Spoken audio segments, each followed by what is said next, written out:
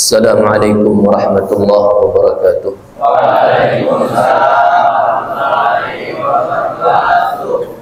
Bismillah walhamdulillah. Assalatu wassalamu ala Rasulillah Sayyidina Maulana Muhammad ibn Abdillah wa ala alihi wa sahbihi wa man wala. Qalu subhanaka la ilma lana illa ma 'allamtana innaka antal alimul hakim. Wa la hawla wa la quwwata illa billahil aliyyil azim. Rabbi shrah li sadri wa yassir li amri wahlul 'uqdatam min lisani yafqahu qawli wa saddid lisani wahdi qalbi bihaqqi sayyidina Muhammad. Dusturakum ya ahlal darak wa ya ahlal batin wa ya ahlal nawbah wa ya ahlal nur. Nawaitu ta'allum wa ta'lim wa tadhakkur wa tadhkir wa nafa' wal intifa' wal ifadah wal istifadah wal hatta ala tamassuk bi kitabillah wa sunnati rasulih wa du'a ila al-huda wa dalalata ala al-khair wa ibtigha'a wajhillah wa mardatihi wa qurbihi wa thawabihi subhanahu wa ta'ala. Alhamdulillah, puji dan syukur kita haturkan kehadirat Allah subhanahu wa ta'ala, di mana pada pagi hari ini kita sama-sama kembali ditakdirkan oleh Allah untuk berkumpul di dalam perkumpulan yang mulia. Salawat serta salam senantiasa kita haturkan dan kita pasrahkan kepada junjungan kita, pemimpin kita, teladan kita, pedoman hidup kita, idola kita, yaitu baginda Nabi besar Muhammad sallallahu alaihi wasallam beserta keluarga, sahabat dan pengikut beliau ila yaumil qiyamah. Hadirin yang dimuliakan oleh Allah Subhanahu wa taala, pada kesempatan kali ini kita sama-sama belajar, sama-sama mengkaji tentang ibadah puasa yang kita jalankan, yang kita harapkan mudah-mudahan apa yang kita pelajari ini menjadi manfaat untuk kita sehingga bisa kita amalkan di dalam kehidupan kita. Amin ya rabbal alamin. Hadirin yang dimuliakan oleh Allah Subhanahu wa taala, saat ini kita sudah masuk kepada hari yang ke-11 daripada bulan Ramadan. Ya, kalau 11 lah. Nah, artinya sudah kada terasa sudah 11 hari kita menjalani daripada ibadah bulan Ramadan ini. Kita berharap mudah-mudahan ibadah puasa yang kita jalankan ini diterima oleh Allah Subhanahu wa taala dan dapat menjadi ibadah yang bisa merubah keadaan kita sehingga menjadi orang-orang yang jauh lebih baik lagi. Sebagaimana Allah Subhanahu wa taala berfirman di dalam kitab sucinya Al-Qur'an, faqala ta'ala ya ayyuhalladzina amanu kutiba alaikumusshiyam kama kutiba alal ladzina min qablikum la'allakum tattaqun. Kata Allah, hai orang-orang yang beriman, kutiba alaikumusshiyam ay furida alaikumusshiyam, difardukan, diwajibkan atas kalian untuk berpuasa sebagaimana puasa itu diwajibkan pula dan difardukan pula untuk umat-umat terdahulu, la'allakum tattaqun, agar kalian menjadi orang-orang yang bertakwa.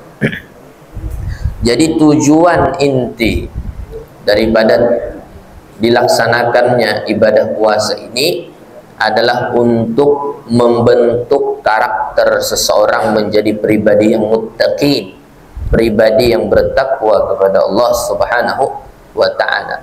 Artinya jalan untuk menjadi takwa itu di antara asbabnya diwujudkan dengan cara berpuasa. Jadi kalau kita bahasakan, kalau seseorang itu menjalankan ibadah puasa, maka la'allakum tattaqun, ia akan menjadi orang yang bertakwa. Cuman pertanyaannya, kenapa masih banyak orang yang rajin puasa akan tetapi perilakunya tidak mencerminkan sebagaimana orang-orang yang bertakwa? Tidak sedikitlah orang yang puasa tapi kadang mulutnya suka berucap nang kotor. Tidak sedikit orang yang puasa tapi tangannya suka mengambil sesuatu yang bukan haknya. Tidak sedikit orang yang puasa tapi matanya suka melihat kepada sesuatu yang haram. Tidak sedikit orang yang puasa tetapi kakinya sering melangkah kepada tempat-tempat yang tidak baik. Padahal ia puasa. Padahal Allah menjelaskan di dalam Al-Quran bahwa puasa itu dapat merubah keadaan seorang menjadi orang yang bertakwa kepada Allah.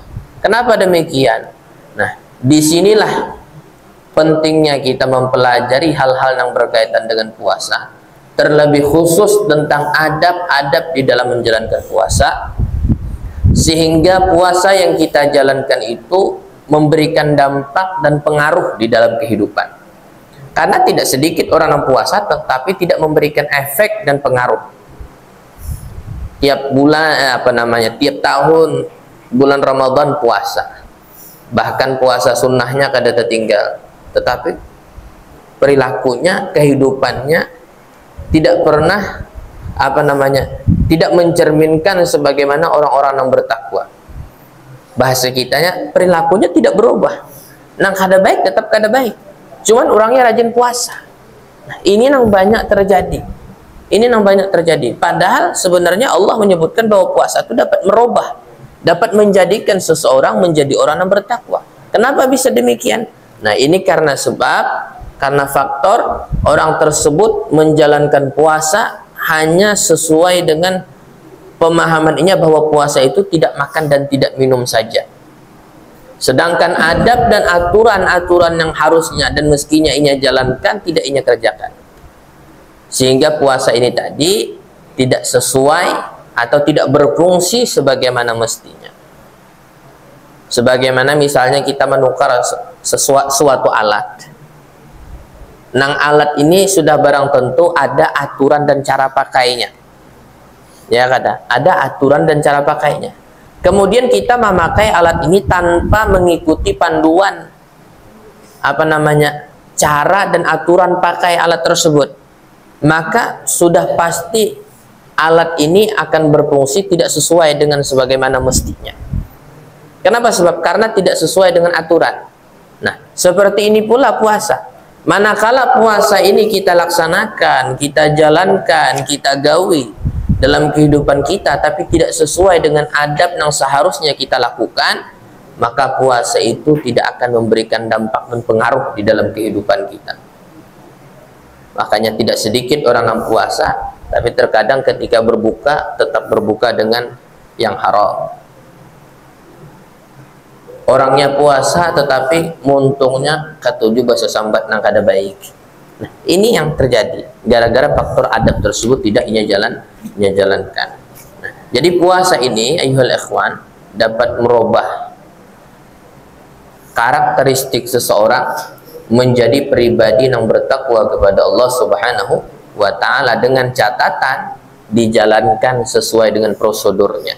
Nah, itu. Nah, prosedurnya ini yang perlu kita tahu dan perlu kita pelajari supaya puasa kita ini tadi bukan hanya sebatas mendapatkan rasa lapar dan haus saja.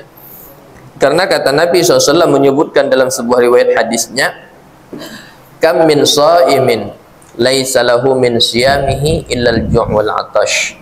Berapa banyak kata Nabi orang yang puasa, tetapi tidak ada yang ia dapatkan dari puasanya melainkan hanya rasa lapar dan haus saja. Jadi puasanya ini fungsinya hanya sebatas menggugurkan kewajiban, cuman tidak punya nilai di hadapan Allah.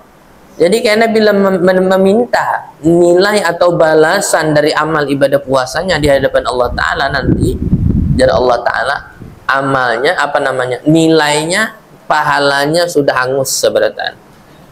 Ya. Nang ada hanya sebatas menggugurkan kewajiban. Nah, itu sama aja nang kayak sembahyang. Nang kita gawi nang kada khusyuk, tidak sesuai dengan aturan, ya paling gancang menggugurkan kewajiban, tetapi nilainya kada dapat. Nah, itu. Hadirin yang dimuliakan oleh Allah Subhanahu wa ta'ala. Kata Nabi SAW menjelaskan tentang bulan Ramadan ini, beliau mengatakan huwa syahrus sabar was sabru thawabuhul jannah. Puasa ini adalah bulannya kesabaran, bulan dimana kita dituntut untuk bersifat sabar. Nah, jadi bila bulan puasa itu usahakan sabar.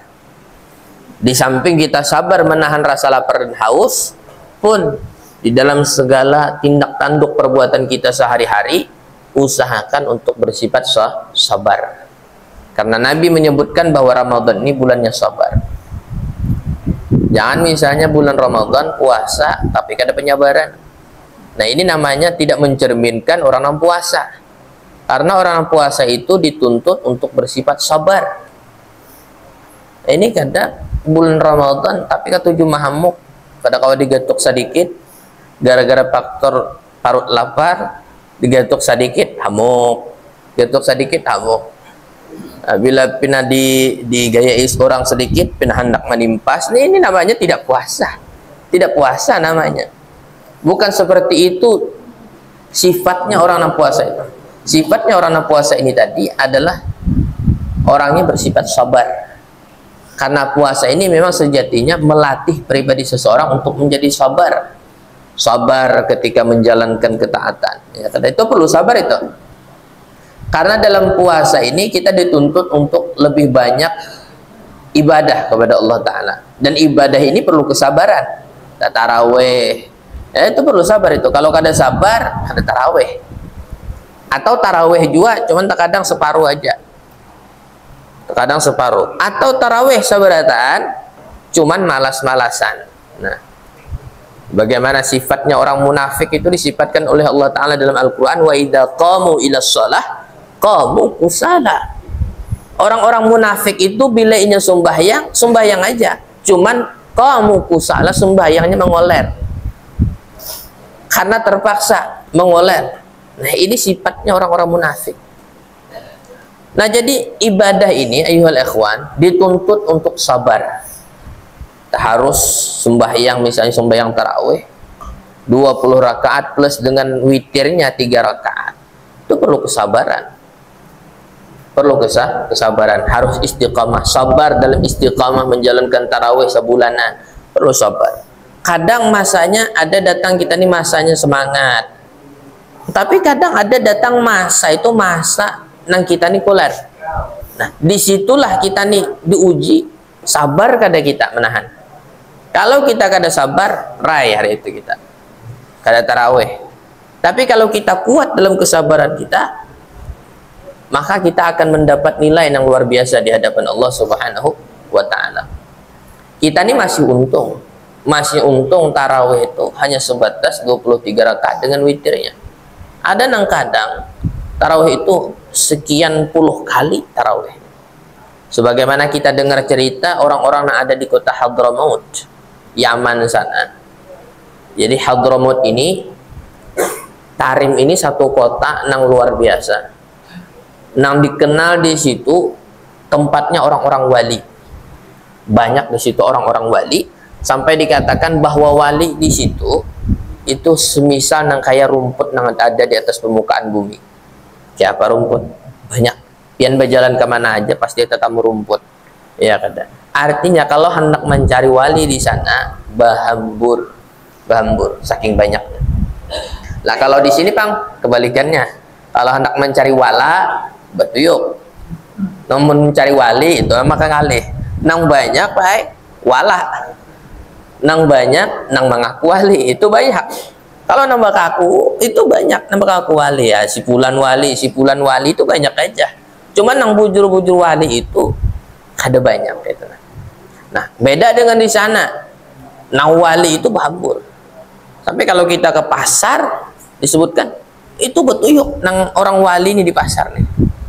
Karena di situ orang-orangnya ahli ilmu.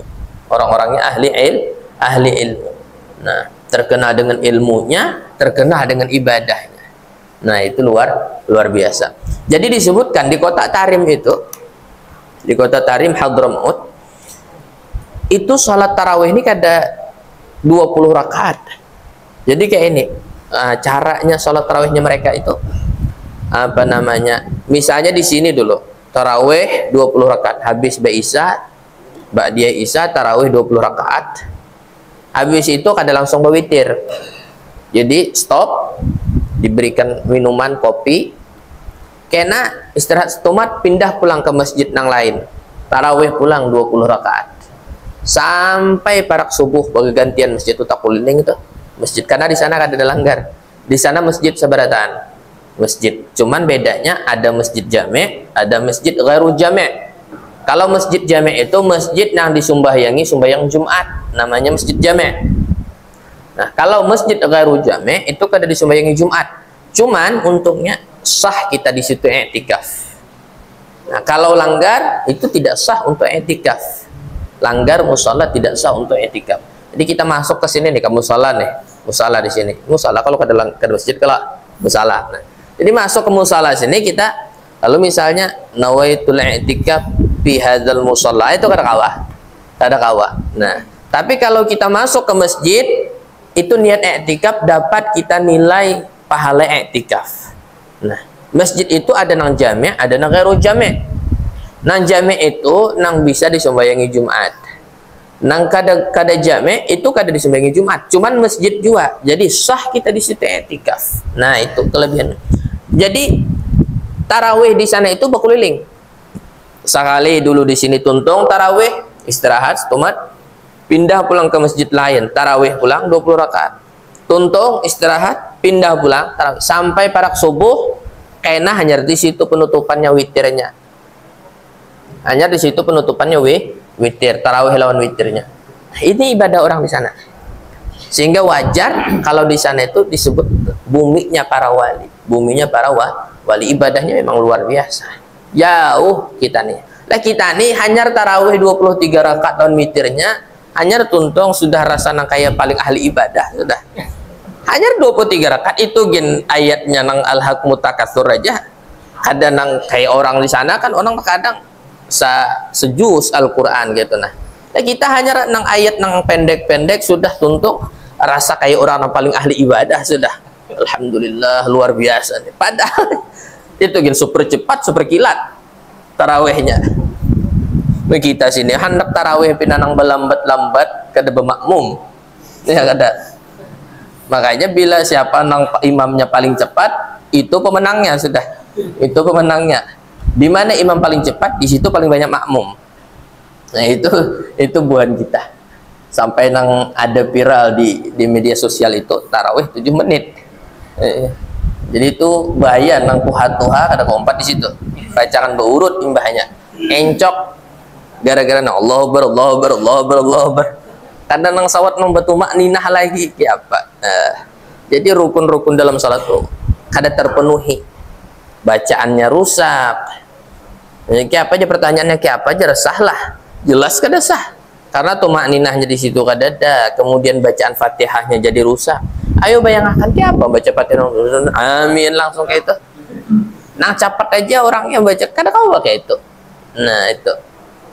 Nah jadi memang ibadah ini memang harus atas dasar ilmu juga memang intinya. Kada kawa kita bila beribadah tuh kada dasar ilmu, yaitu rusak akhirnya. Rusak akhirnya. Lagian juga yang namanya tarawih ini, ayuhal ikhwan, itu makna asalnya artinya santai. Jadi sejatinya tarawih itu sebenarnya jangan bercapat-capat, jangan berburu-buru, tapi harus santai supaya kita tuh menikmati. Sama aja tuh ibadah yang lain, kada perlu terburu-buru, santai aja supaya kita ini bisa merasakan nikmatnya ibadah itu. Lah kita kalau capat-capat beribadah kayak apa hendak merasa nikmat? Ya kada. Kita nih bercapat-capat beribadah, baca Quran, bercapat-capat belajar, kada merasakan kenikmatannya. Tapi kalau kita santai, baca santai, sambil menikmati, sambil menghayati maknanya, akan terasa di situ rasa nikmat dari ibadah tersebut. Pian di sembahyang aja gen, ambil contoh. Sembahyang pian misalnya sembahyang zuhur 4 rakaat. Bagagas-gagas pian sembahyang karena ada nah hendak dikejar misalnya. Pian tidak akan merasakan nikmatnya sembahyang itu. Pasti itu tidak akan merasakan. Tapi kalau pian baca bujur-bujur, dijalankan sunnah-sunnahnya, baca Fatihah hanya kada terburu-buru, akan terasa di situ nikmatnya ibadah. Makanya orang-orang soleh dahulu sampai diceritakan ada seorang sayyid keturunan Nabi Shallallahu Alaihi Wasallam, kada khilaf itu dari bangsa Al-Haddar. Ini beliau ini punya keistimewaan yang luar biasa, merasakan kenikmatannya di dalam sholat. Jadi saking nikmatnya beliau sholat ini, ketika sholat selalu cepat. Nah kayak orang terburu-buru, cuman si Dini kada terburu-buru. Jadi bila sembahyang pasti cepat. Lalu ditakuni, wahai Sayyid, kenapa pian ini bila sembahyang pasti cepat? Pertanyaannya, apakah pian ini tak buru-buru? Kada aja sih. Aku ini sembahyang cepat ini karena satu hal. Bila aku lambat menyelesaikan sembahyangku ini, maaf bahasanya, keluar sperma. Kenapa keluar sperma? Karena saking lezat dan nikmatnya dalam sholat. Adalah kita kira-kira kayak itu? Wadah ada. Karena kita ini bila sembahyang tuh hanya bertakbir sudah hilang dah. Pikiran tuh ada lagi ke ibadah. Melanglang buana sudah. Ada nama memikirkan nang pelajarannya. Ada nama memikirkan hendak membalas chat pacarannya. Macam-macam. Nah, keliaran sudah. Ada nangkap pasar pikirannya. Kada khusyuk kita. Makanya ulama itu menyebutkan dalam sebuah untayan syair, malana amal wa kasbuna kullu zalal. Kita nih sebenarnya pada hakikatnya, kata para ulama, tidak punya amal. Karena semua amal yang kita gawe ini selalu ada cacat dan kurangnya. Selalu ada cacat dan kurangnya, termasuk ibadah sholat kita tadi. Nah, beda dengan kayak seorang sayyid tadi yang merasakan kenikmatan di dalam ibadahnya. Saking nikmatnya, maaf sampai keluar sperma karena merasakan lezat dan nikmatnya di dalam bermunajat kepada Allah Subhanahu wa taala. Sudah. Jadi puasa ini bulannya kesabaran. Wasabru thawabuhul jannah. Sedangkan sabar itu balasannya adalah surga. Cuman nangaran sabar ini kada mudah. Nangaran sabar ini kada mudah. Namun mengisahkan sabar itu sabaratan bisa. Mengisahkan, menjelaskan kisah sabaratan bisa. Cuman menjalaninya, kada sabaratan bisa. Kada sabaratan bisa. Nah, jadi sabar dalam ketaatan. Kedua, sabar di dalam meninggalkan maksiat. Orang meninggalkan maksiat itu perlu kesabaran. Kalau kada sabar, inya kada kawa meninggalkan maksiat. Dan yang ketiga, sabar ketika tertimpa musibah. Sudah. Kemudian kita masuk kepada adabnya. Nah, ini yang menjadi tujuan inti. Walis-shaimi adabun la yakmulu siyamuhu illa biha. Orang yang puasa itu mempunyai adab yang puasanya tidak bisa menjadi sempurna melainkan dengan menjalankan adab tersebut. Nah, jadi ada adab, ada aturan yang harus kita jalankan di dalam puasa kita supaya puasa ini memberikan efek dan pengaruh atau dampak positif di dalam kehidupan kita. Jadi bukan hanya sebatas kita nih menahan rasa lapar dan haus saja, cuman akan tetapi kita akan mendapatkan pengaruh di dalam hidup kita. Jadi semakin rancaknya puasa, semakin tambah baik keadaannya. Semakin rancaknya puasa, semakin bagus perilakunya. Semakin rancaknya puasa, semakin dekat kedudukannya dengan Allah Subhanahu wa taala. Famin ahammiha, di antara ada puasa yang paling penting, an yahfadha lisanahu 'anil kadzib wal ghibah. Hendaknya orang yang puasa itu menjaga lisannya daripada dusta dan mengumpat orang lain. Nah, jadi puasa jangan hendak berdusta. Jangan hendak berdusta. Baik itu dusta lewat perkataan ataupun dusta lewat tulisan. Kan wah ini zamannya media sosial. Di WA orang, jadi orang ikam di mana? Nih misalnya. Atau ikam tadi sembahyang lah. Pada dianya sembahyang padahal kada sembahyang. Nah, itu namanya dusta lewat tulisan. Perwakilannya. Nah, dusta entah lewat apapun itu yang namanya dusta aja, jangan. Karena dusta ini dapat menghilangkan nilai puasa. Dusta ini dapat menghilangkan nilai puasa dan jangan dibiasakan berdusta. Karena bila kita sekali menggawi dusta, itu akan mengulah kita ini nyanyat bahasanya, menggawi dusta yang lain. Karena satu kali kita melakukan perbuatan maksiat, kata para ulama, itu akan menarik maksiat-maksiat yang lain. Sekali kita nih menggawe dosa, itu kena menarik dosa yang lain. Sekali kita menggawe maksiat, itu maulah kita nih menggawe maksiat yang lain pulang. Jadi jangan pernah berani kita menggawi perbuatan maksiat kepada Allah Subhanahu wa taala. Itu juga dusta. Jangan berdusta. Jangan berdusta. Bila tagawi dusta ini terbiasa kita berdusta. Jadi usahakan jujur dalam setiap keadaan. Dan orang jujur ini kadang ada rugi. Orang jujur ini kadang ada rugi. Kalau orang berdusta sekali mungkin boleh jadi orang percaya. Tapi 2-3 kali ketahuan orang berdusta, wassalam sudah. Orang tidak akan percaya lagi. Si fulan tuh jadi orang pendusta, walaupun dia bujur. Nah, itu bahaya. Kemudian ghibah, menyambati orang. Kalau bahasa weninya gosip. Nah, ini gosip itu jadi makanannya ibu-ibu. Gosip. Bahkan di TV gosip tuh berkeliaran. Entertainment tuh. Gosipnya para artis. Itu apa namanya? Gosip itu. Gosip bahasa kitanya ghibah itu namanya. Nah, jadi sebenarnya tayangan-tayangan yang seperti itu merusak lawan ibadah kita. Kayaknya bagusnya menpuasa ini amun kawa kada usah gin etikap di muka TV. Mun kawa kada usah etikap di muka TV. Nah itu, tertuntun yang semacam itu ya kita jadinya dapat dosa. Dan nilai pahala kita puasa ini menjadi rusak gara-gara itu. Gara-gara ghibah. Karena ghibah itu tidak akan terjadi kalau tidak ada yang mendengar. Sehingga orang yang menggibah dan orang yang mendengarnya itu sama-sama berserikat di dalam dosa. Dan mungkin orang menggibah sarwanganan aja, bapandir sarwanganan, nyebut orang ada mungkin. Pasti ada yang mendengarkan. Nah, maka yang mendengarkan ini sama hukumnya dengan orang yang menggibah ini tadi. Sama hukumnya dengan orang yang menggosip. Nah, itu. Jadi hati-hatilah. Jadi ketika puasa hindari itu. Dusta, kemudian menyambati orang. Wa anil khawdi fi ma la ya'nihi, kemudian melakukan sesuatu yang tidak bermanfaat dan berfaedah, tinggalkan. Nang kada bermanfaat, nang kada berfaedah, tinggalkan. Jadi ibadah aja banyak. Baca Al-Qur'an kah? Atau apa yang kita bisa, misalnya sembahyang sunnah kah, atau misalnya berzikir kah, atau baca sholawat kah, ibadah bisa kan. Makanya kan dalam bulan puasa ini kita dituntut untuk memperbanyak Al-Quran. Dan dalam bulan puasa ini pula bahasanya mulut orang puasa itu berbau, dan makruh kita menghilangkan bau itu. Kenapa? Sebab supaya kita ini jangan banyak berpander. Orang puasa itu kan bau mulutnya. Orang puasa itu bau. Nah, dan bau mulutnya orang puasa ini, kata Nabi, itu lebih harum daripada misik.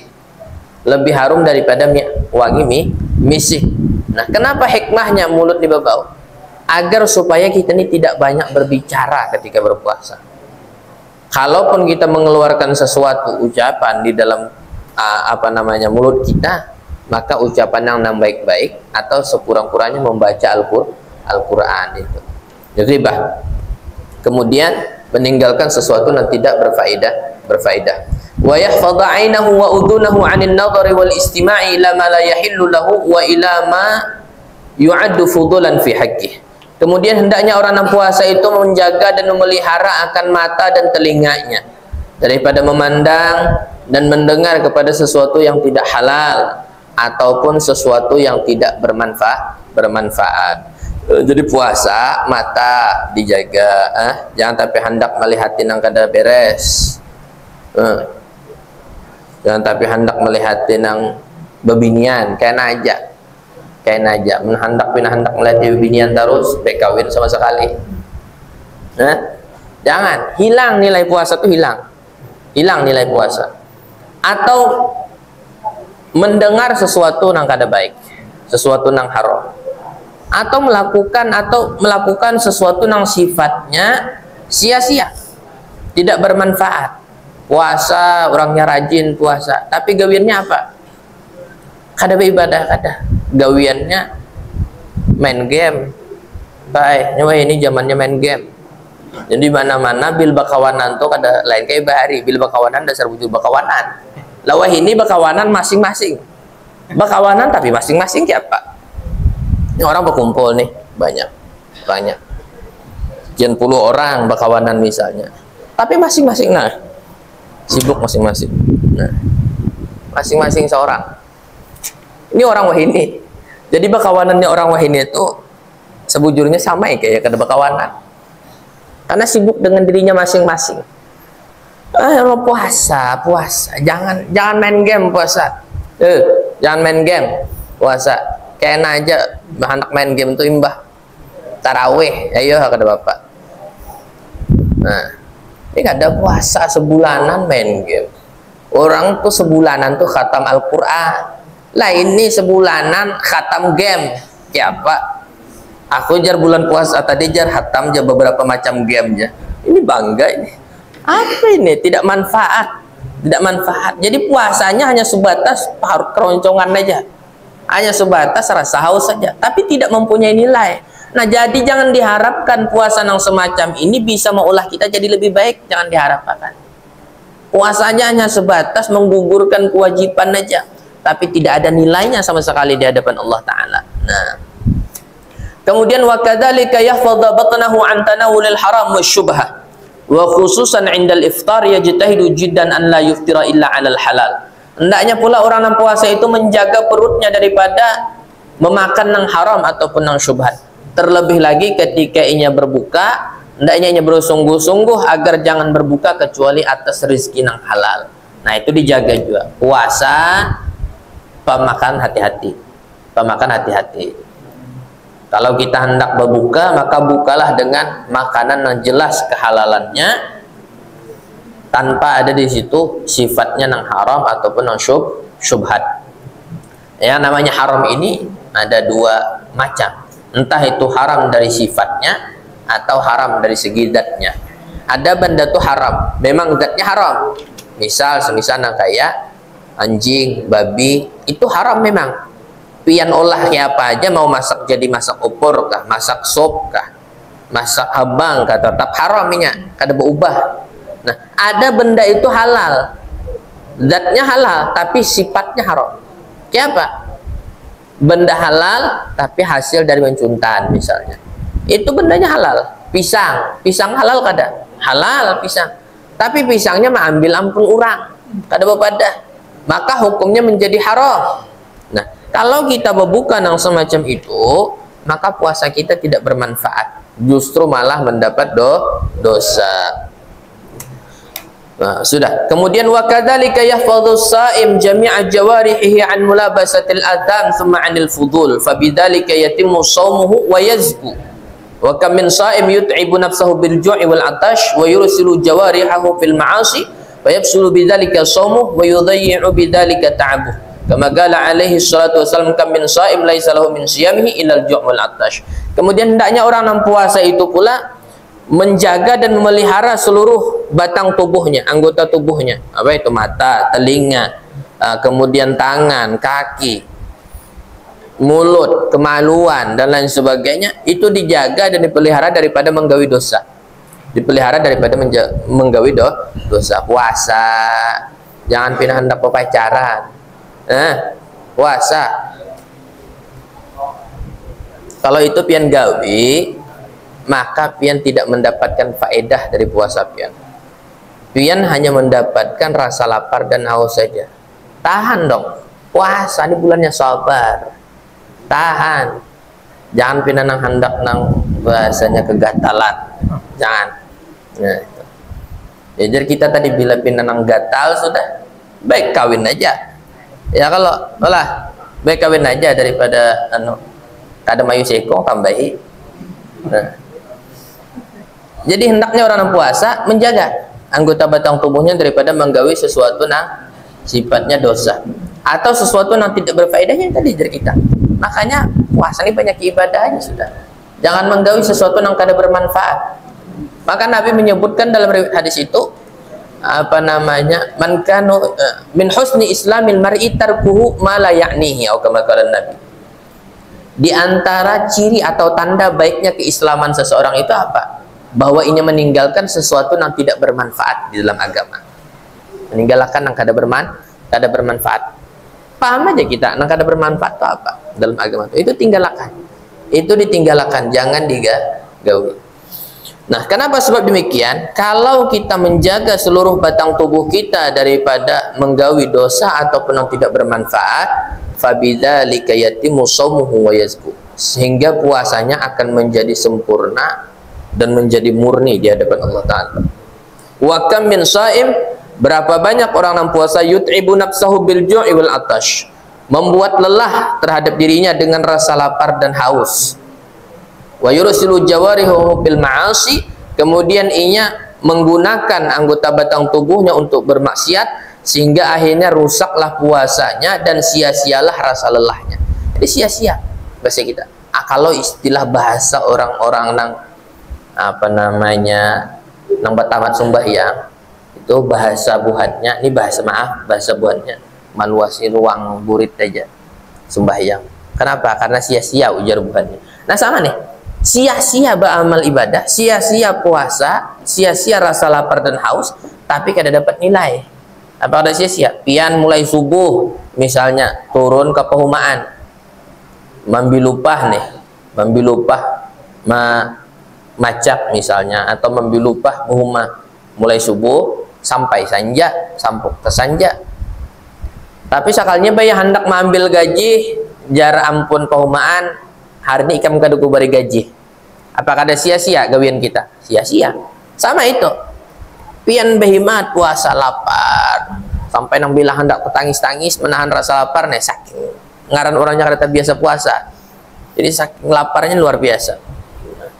Lalu ketika nanti di hadapan Allah Ta'ala hendak mengambil nilai pahala puasa ini, jadi Allah Ta'ala nilainya kada ada, pahalanya kada ada. Apakah ada sia-sia itu? Sia-sia. Jadi sayang. Jadi sayang rasa lelah kita ini tadi, rasa uyuh kita ini kalau kita buang percuma. Jadi jangan buang rasa uyuh pian itu kecuali untuk sesuatu yang bernilai di hadapan Allah Ta'ala. Kalaupun pian harus mengeluarkan keringat, mengeluarkan rasa uyuh, maka keluarkan untuk sesuatu yang ada nilainya di hadapan Allah Ta'ala. Uyuh pian gunakan gara-gara hadir majelis ilmu.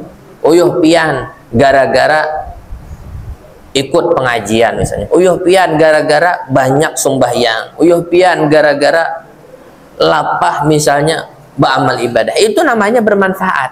Itu namanya bermanfaat. Tapi jangan buang uyuh itu tadi hanya untuk sesuatu yang tidak berfaedah dan tidak bermanfaat. Sia-sia.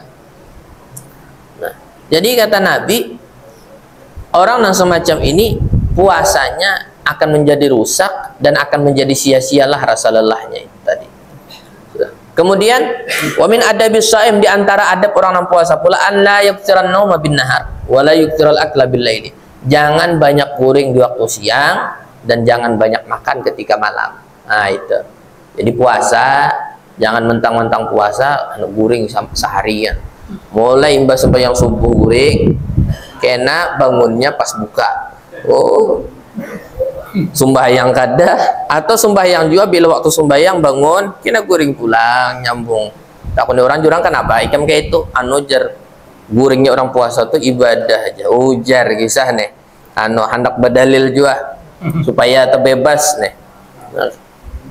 Iya bujur tidurnya orang puasa itu memang ibadah, manakala tidur itu pilihan yang paling baik. Tapi kalau ada masih pilihan yang lebih baik daripada tidur, lebih baik kada tidur. Lebih baik baca Al-Quran, jelas dapat nilai pahala ketimbang hanya sebatas tidur. Tidur itu menjadi pilihan atau alternatif terakhir.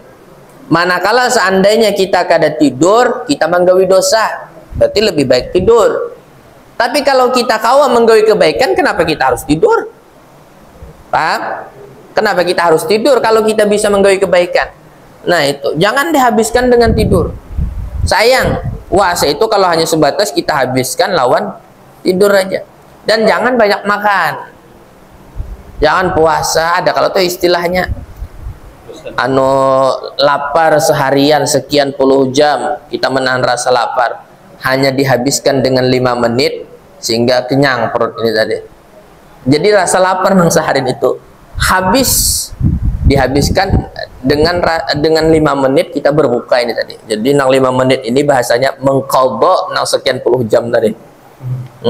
Nang seharusnya kan sehari semalam misalnya ini makan bahasanya misal contoh serangsang, jadi diqadha itu di situ. Nah, jadi apa bedanya ini dengan bahasanya ba'alih waktu makan aja? Jadi puasa itu bukan ba'alih waktu makan. Artinya nang biasanya makan pagi, kemudian siang makan, lalu gara-gara faktor puasa pagi lawan siang itu dialih ke waktu maghrib, lalu diqadha di situ 2 waktu tuh, lalu tak banyak porsinya. Bukan itu puasa. Justru puasa ini melatih kita supaya bisa mengendalikan dan menahan hawa nafsu kita, termasuk nafsu syahwat anu hendak makan banyak. Nah, sama aja tuh anu bersahur, ada perlu banyak-banyak. Sekedarnya aja nang sekiranya kita kawa menahan rasa lapar dengan sahur ini tadi sudah cukup, karena di situ ada keberkahan. Karena kan Nabi SAW menyebutkan dalam riwayat hadis bahwa sahur itu terdapat keberkahan di dalamnya. Jadi kalau pian hendak kuat di dalam puasa itu tadi, bersahur. Kayak apa caranya bersahur supaya kuat? Bersahur dengan makan yang sedikit, tidak terlalu banyak. Makan yang sedikit. Ulun alhamdulillah, ulun hingga saat ini ulun mencobai sudah. Apa yang disabdakan oleh Nabi SAW itu, yang dianjurkan untuk makan korma. Jadi ulun sahur kan tidak pernah makan nasi, hanya sebatas korma 3 biji, baju putih. Itu malah maulah kita nih kuat, tahan di dalam puasa ini tadi. Justru ulun kalau makan nasi sahur itu malah jadi lemah, kada nyaman, parut kada nyaman, awak jadi lemah. Makanya memang kurma ini luar biasa. Korma ini kan makanan kesukaan dan kesenangan bagi Nabi SAW. Coba pian amalkan itu, makan korma. Kalau kadang mampu misalnya, ya sudahlah nasi tambah dengan korma, sebiji kah atau 3 biji kah itu, supaya di samping nilai mengamalkan sunnah Nabi, kita menggawi juga sesuatu yang disenangi oleh Nabi SAW. Dan jangan banyak makan. Kalau pian hendak kuat puasa, itu jangan banyak makan ketika sahur. Kalau pian hendak kuat puasa nih, kalau pang ya apa misalnya ada pertanyaan, ulun aja bila puasa nih palapar terus parut jar. Baginnya bila melihat nang ari panas, melihat es, hendak lilih liur melihat ini tadi. Kayak apa caranya supaya kuat nih puasa nih? Tipsnya supaya kita nih tahan daripada lapar dan haus ketika puasa. Ketika bersahur jangan banyak makan. Karena ketika kita kada banyak makan, di situ terdapat keberkahan. Nah, Allah letakkan. Maka dengan keberkahan itu kita mampu untuk melaksanakan ibadah puasa kita. Dan ada ulama mengajarkan, ada bacaan supaya kuat kita dalam puasa itu. Kata para ulama, setelah kita bersahur itu, maka baca surah Al-Qadar. Inna anzalnahu fi lailatul qadar sampai habis sekali aja. Jadi mbah bersahur baca itu. Dan bersahur usahakan jangan banyak makan. Jangan bersahur gara-gara hendak puasa serangsang makan nasi. Kada jadi kuat pian itu. Justru malah akan kebalikannya. Nah, itu. Sudah. Jadi orang yang puasa jangan banyak kuring dan jangan banyak makan. Wal yaqtasid fi dzalika hatta yajida masal ju' wal atash. Hendaknya orang yang puasa itu sifatnya tengah-tengah. Bidzalika di dalam yang demikian maksudnya tidur dan makan. Jadi silahkan tidur tapi jangan banyak. Jangan dihabiskan waktu puasa hanya untuk tidur. Silahkan makan tapi tengah-tengah aja, jangan banyak. Hatta yajida masal ju' wal atash. Sehingga inya puasa ini inya masih merasakan rasa lapar dan haus. Apa tujuannya kita merasakan rasa lapar dan haus ini? Fatatahadzaba nafsu. Orang yang merasakan rasa lapar dan haus, maka nafsunya akan terdidik. Nafsunya akan terdidik, wa tad'ufa syahwatuh, dan syahwatnya menjadi lemah. Nah, makanya kan riwayat hadis Nabi yang menyebutkan ada tuh dalam khutbah nikah itu, ya ma'syaras syabab, wahai para pemuda, siapa yang mampu dari kalian kawin, maka kawinlah, kata Nabi. Siapa yang mampu menjujur, mampu memberi nafkah, silahkan kawin. Tapi kalau kada mampu, kata Nabi, maka hendaknya puasa. Hendaknya puasa. Kenapa puasa? Karena puasa ini akan melemahkan syahwat nafsu kita nang asalnya bergejolak hendak menikah itu menjadi lemahnya. Nah, asalnya bergejolak hendak melakukan sesuatu yang kada baik menjadi lemahnya, menjadi terdidik gara-gara puasa. Wa yastanira qalbuh, dan hatinya menjadi bersih, terang. Nah, jadi kalau kita hendak hati bersih, hati terang, mudah diberi nasihat di dalam agama, puasa. Puasa. Wadzalika sirrus shaum maqsaduhu. Inilah sir atau rahasia dan tujuan daripada puasa. Jadi memang tujuan puasa itu memang melatih kita nih supaya merasakan rasa lapar, merasakan rasa haus, agar tujuannya nafsu kita ini menjadi terdidik, kemudian syahwat kita menjadi lemah dan hati kita menjadi bersih. Makanya kita baca dalam salah satu kitab itu disebutkan orang-orang saleh terdahulu itu tidaklah mereka keluar dari bulan Ramadan, tidaklah mereka keluar daripada bulan Ramadan, melainkan mereka ini tadi diberi kasyaf oleh Allah Ta'ala. Nah, jadi bila tuntung puasa dapat kasyaf.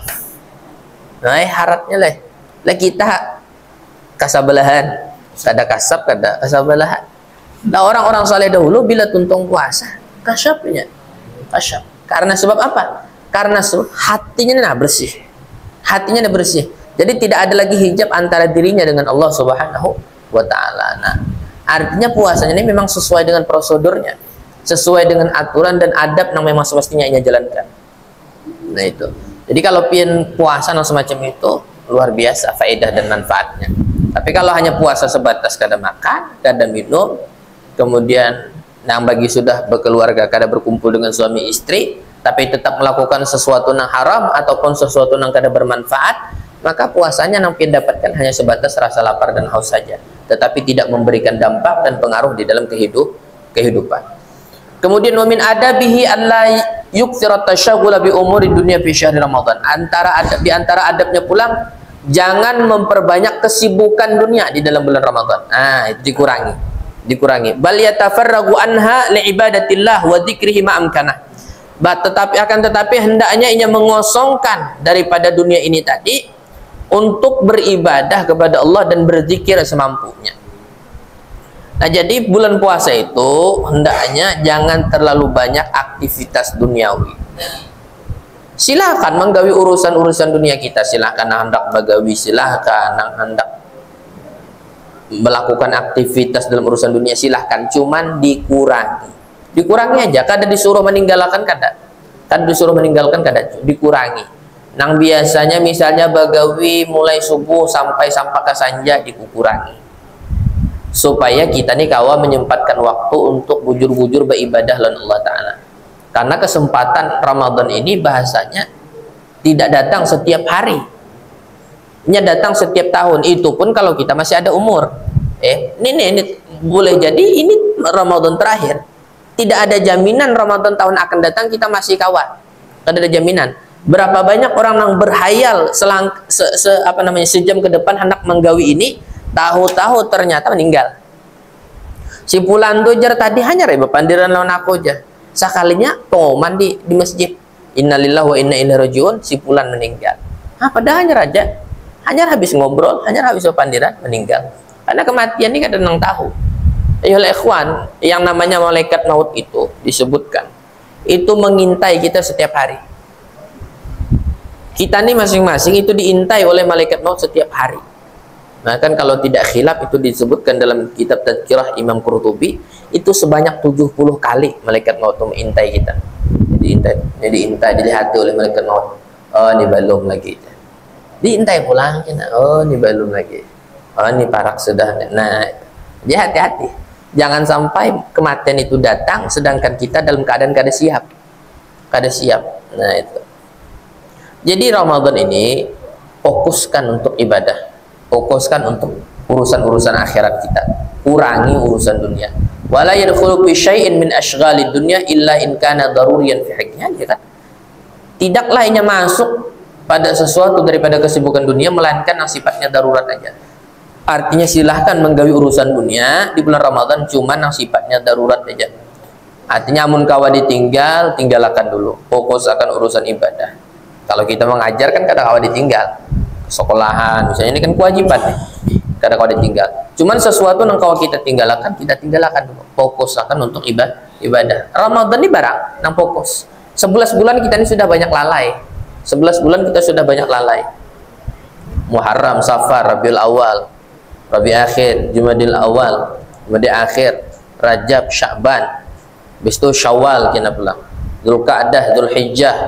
Nah, itu kan banyak lalai sudah. Ramadan ini barang kita nang fokus hitungannya urusan-urusan akhirat. Wadzalika li'anna syahr Ramadan fi syuhur bimanzilati yaumil jum'ah fil ayyam. Kenapa demikian? Karena Ramadan ini posisinya sama nang kayak hari Jumat. Jadi kalau Jumat itu sayyidul ayyam, pemimpinnya para hari, maka Ramadan ini sayyidus syuhur, pemimpinnya bulan. Jadi bulan sabaratan itu yang paling memimpin adalah bulan Ramadan. Kalau Ramadan kalau hari Jumat itu dituntut untuk memfokuskan dengan ibadah. Begitu pula di bulan Ramadan kita dituntut untuk memfokuskan diri terhadap urusan akhirat.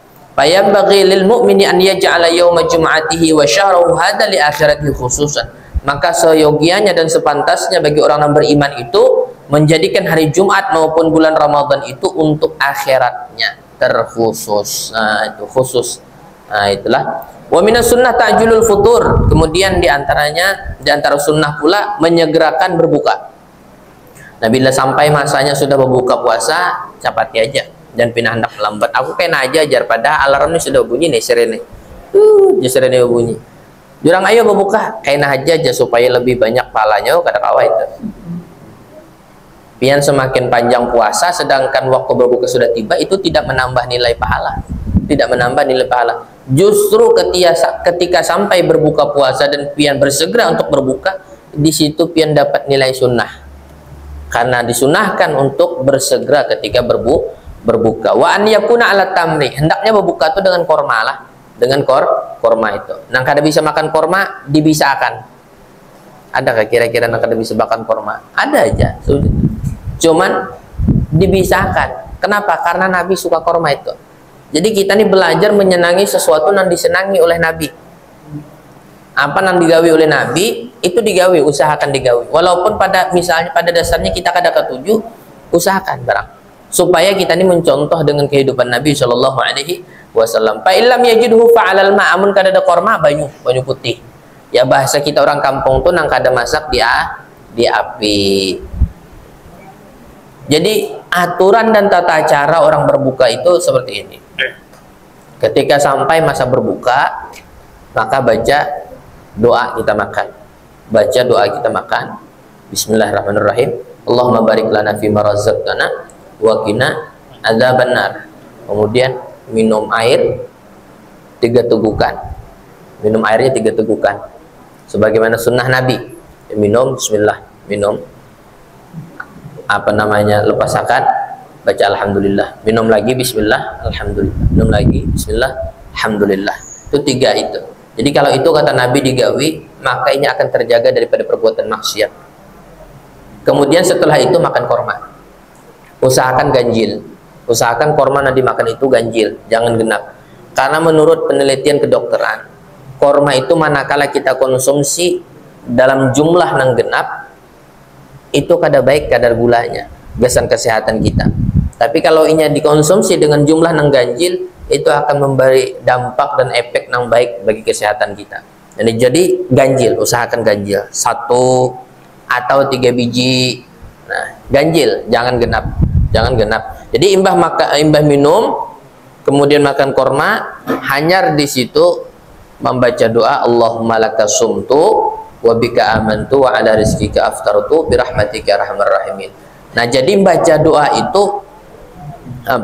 baca doa Allahumma laka sumtu itu bukan sebelum berbuka. Kan kita kebanyakan berbunyi nih serene nih langsung bismillahirrahmanirrahim Allahumma laka sumtu. Nah, itu kada tepat. Itu tidak tepat karena Allahumma laka sumtu itu maknanya ya Allah, Allahumma ya Allah laka sumtu, bagi engkau aku telah berpuasa. Wa bika amantu, dan dengan engkau aku beriman. Wa ala rizqika aftartu, dan atas rezeki engkau aku telah berbuka. Laki apa hendak telah berbuka sedangkan kita menginum aja belum? Ya kada. Masa dibaca doanya sebelum kita membatalkan puasa? Maka tadi doanya telah berbuka, telah datang dari mana? Sedangkan kita belum berbuka. Nah ini nang kurang tepat peletakan niatnya. Jadi kayak itu aturannya yang diajarkan ulama. Jadi setelah masanya sampai berbuka, maka baca di situ bacaan doa makan. Baca doa makan atau sekurang-kurangnya bismillah, bismillahirrahmanirrahim, kemudian minum banyu, kemudian makan korma, lalu baca Allahumma laka sumtu wa bika amantu. Imbah tuntung itu ayo makan nasi. Nah, imbah tuntung itu makan nasi silakan. Nah, habis tuntung makan hanya baca doa habis makan. Alhamdulillahilladzi at'amani wa saqani wa ja'alani minal muslimin. Nah, selesai. Seperti itu aturannya. Seperti itu aturannya. Jadi jangan tersalah. Nah, makanya itu penting sebujurnya kita memahami makna dari setiap doa yang kita baca itu penting supaya jangan tersalah. Orang kan bila kada tahu, kada paham maknanya ya tersalah. Itu kan bahasa Arab itu. Bahasa Arab. Jadi ada sebuah pepatah Arab itu menyebutkan pepatah Arab itu menyebutkan man arafa lugata qaumin salima min makrihim. Orang yang paham bahasa suatu kelompok, suatu golongan, salima min makrihim, maka ini akan selamat daripada tipu daya mereka. Kita ini memahami misalnya bahasa orang, maka kita kadang mungkin ditipu. Tapi kalau kita kada paham bahasanya, disambati orang yang kada baikin, kita hihihi aja. Bisa kalau pian mendengar aja, misalnya nih ada bule datang, kita sambatinya bahasanya ungul ikam, yes sejarahnya, yes saja, karena yang ada paham, jadi kita aja, ikam bunga, yes, karena yang kadang ngerti, coba yang ngerti sarikinya. Nah, artinya ketika kita tidak memahami bahasa satu kelompok, maka rentan di situ kita akan ditipu oleh mereka. Kita akan ditipu oleh mereka. Jadi yang ulun syahid di sini apa? Belajar. Ketika kita berdoa, paham maknanya. Kan wah ini banyak aja buku-buku terjemah. Itu dibaca supaya kita ini tahu dan supaya kita ini bisa khusyuk di dalam berdoa itu. Jadi paham maknanya, lalu kita bisa khusyuk di dalam berdoa. Sudah. Kemudian tadi berbuka, disegerakan untuk berbuka, dan sahur itu kebalikannya, dilambatakan. Jadi bila bersahur lambatakan, jangan pindah hendak bercepat-cepat, sunnahnya diakhirkan. Nah makanya bila bergerakan jangan jam 1 bergerakan sahur. Jam 1 tuh jamnya orang guring masih. Bergerakan sahur jam 12, jam 1 orang belum, hanya mandek kepala. Orang bulan puasa ini lambat guringan. Ya kalau orang tadarus, kadang bulik tadarus jam 11, setengah 12 bulik tadarusan. Hanya mandak di bantal, hanya membayar handak nang takijim, sahur. Ya apa ini? Ini haram hukumnya, mengganggu orang. Mengganggu orang itu haram pian. Jangan pian pikir itu ibadah kada. Itu haram hukumnya. Karena mengganggu. Waktu sahur itu jam-jam setengah 3, jam 3. Paling afdal itu nang mendekati imsak. Itu paling afdal waktu sahur itu. Nah, apalagi misalnya bersahur sudah bergerakan cepat, berdiji ya pulang. Nang bilang nang musiknya itu maulah nang kaca apa? Bergetaran rumah orang gara-gara musiknya. Salonnya ya banyak kan salonnya. Sahur bergerakan, silahkan bergerakan sahur. Bahkan itu merupakan sebuah tradisi yang bagus. Cuman harus tahu etika dan aturan. Harus tahu etika dan aturan. Kita ini orang yang belajar. Kita ini orang belajar, bukan orang yang kada terpelajar, kada orang yang belajar. Artinya bila orang yang belajar ini harus tahu etika dan aturan. Silahkan kita bergerakan sahur tapi sesuai dengan aturannya. Bergerakan sahur jamnya pas-pas. Kemudian musiknya nanti diputar nang pas. Jangan orang bulan puasa musik DJ kayak apa? Haji anu aja, are you ready? Itu bulan puasa kayak apa? Kayak apa itu bulan puasa? Orang tuh putar musik Islamik kah? Atau misalnya yang tradisional kah? Nah misalnya kayak bahari itu anu gong. Nah. Atau misalnya apa kah? Botol kanan dicetuk. Nah bisa lah. Kelentingan. atau botol-botol yang dicatuki, kan apa-apa itu. Jangan dong sifatnya badiji itu anak orang kasihan nangis orang terbangun. Orang hanya mengguringakan anak, sudah lapa-lapa mengguringakan, sekalinya terbangun gara-gara DJ ini. Nah ini bahaya, ini hukumnya haram lah, hukumnya haram. Jangan kita pikir itu sebuah ibadah, katakanlah itu bukan sebuah ibadah, tapi itu sebuah kebodohan dalam agama. Itu sebuah kebodohan. Nah disinilah pentingnya kita belajar tuh. Nah, kalau kita ada belajar dikira kita itu bagus, saya sudah, oh ya aku dapat pahala. Pahala apa aja orang? Pahala gara-gara orang sahur. Dikiranya pahala itu, padahalnya dapat dosa. Dosa. Karena apa? Karena kada sesuai jamnya, kada pas. Kemudian musik yang dibawa pun kada pas juga, sehingga mengganggu lawan orang. Nah itu. Jadi hati-hati itulah. Jadi walhasil intinya, ketika kita menjalankan puasa, maka hendaknya menjalankan puasa ini sesuai dengan aturan dan prosedurnya, sehingga kita akan mencapai target yang disebutkan oleh Allah Ta'ala dalam Al-Quran, itu menjadi orang-orang yang bertakwa kepada Allah Subhanahu wa Ta'ala. Mudah-mudahan ibadah puasa yang kita jalankan diterima oleh Allah Subhanahu wa Ta'ala, dan Allah Subhanahu wa Ta'ala senantiasa mengaruniakan kepada kita hidayah, taufik serta istiqamah hingga akhir hayat kita dalam keadaan husnul khatimah. Amin ya rabbal alamin. Mungkin itu aja yang bisa kita sampaikan. Salah khilafnya banyak-banyak, minta halal minta ridha. Hadza minni wal afu minkum. Assalamualaikum warahmatullahi wabarakatuh.